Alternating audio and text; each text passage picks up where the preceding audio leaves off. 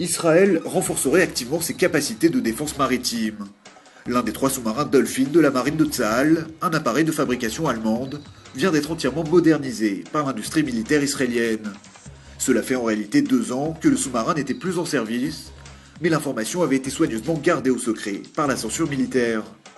L'État hébreu, apprend-on de sources sécuritaires, ne souhaitait pas donner l'impression que ses capacités opérationnelles étaient réduites.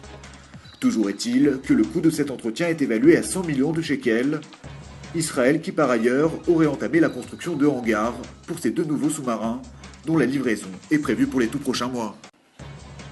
Sitôt élu, le nouveau président tunisien a appelé au grand retour des Juifs dans son pays. Des propos que Monsef Marzouk, cité par l'agence de presse officielle, a tenus lors d'une rencontre avec le grand rabbin de Tunisie Chaim Bitan.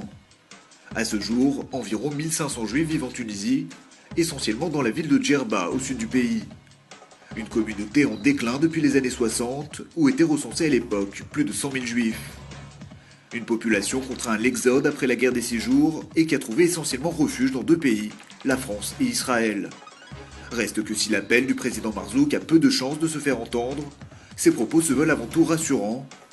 Il y a une semaine déjà, le mouvement islamiste tunisien Ennahda avait assuré après son succès électoral que les membres de la communauté juive de Tunisie étaient des citoyens à part entière. L'université Cornell et le Ternion de Haïfa ont remporté un appel d'offres pour la construction d'un gigantesque centre de recherche sur l'île de Roosevelt, près de Manhattan. Lors d'une conférence de presse où il est apparu ému, le maire de New York, Michael Bloomberg, a salué la force internationale apportée par le Ternion à sa ville. Il a estimé que c'est à cette institution que l'État d'Israël doit sa réputation de nation start-up. Michael Bloomberg a notamment rappelé que les 120 entreprises israéliennes cotées au Nasdaq étaient pour la moitié d'entre elles fondées ou dirigées par des diplômés du Ternion. En 2010, le maire de New York avait lancé un concours pour la construction de ce nouveau campus, supposé attirer des cerveaux venus d'autres grands centres universitaires américains. Son objectif, donner un essor au développement de New York sur le plan du high-tech. Pour le Ternion, il s'agit évidemment d'un incontestable succès qui devrait considérablement augmenter sa collaboration avec le monde scientifique américain. Comme chaque année au mois de décembre, les chandeliers de Hanouka viennent rivaliser avec les sapins de Noël. Dans la plupart des grandes villes d'Europe et d'Amérique, des rassemblements sont organisés pour procéder au traditionnel allumage des bougies. Mardi soir, ce fut notamment le cas à Berlin, porte de Brandebourg, où 1500 personnes se sont réunies à l'appel du mouvement Lubavitch. Une cérémonie exceptionnelle à laquelle ont participé de nombreuses personnalités allemandes. Au même moment, à la Maison-Blanche, Barack Obama et son épouse Michelle ont eux aussi pensé à marquer le premier jour de Hanouka. Bien entendu, le président américain n'a pas oublié de présenter ses vœux à la communauté juive américaine. Busted.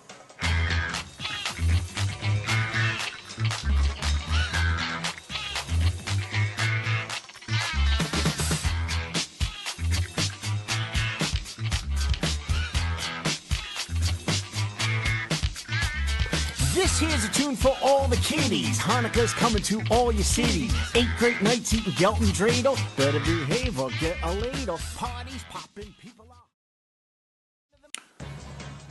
2 hommes et 2 femmes, originaires de Suisse et d'Autriche, tous de confession chrétienne, viennent de réussir un pari fou.